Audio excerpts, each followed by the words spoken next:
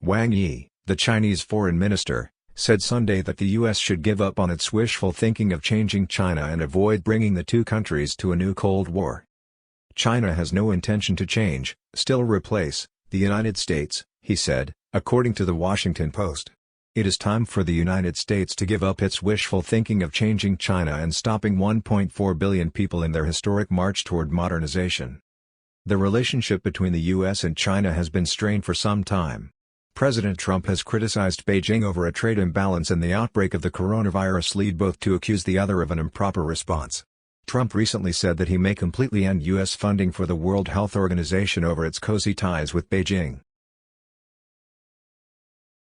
The White House has insisted that Beijing downplayed the virus threat in December, which led to the subsequent outbreak. China has denied the charge and accused Trump of shirking responsibility to the organization, according to the AFP.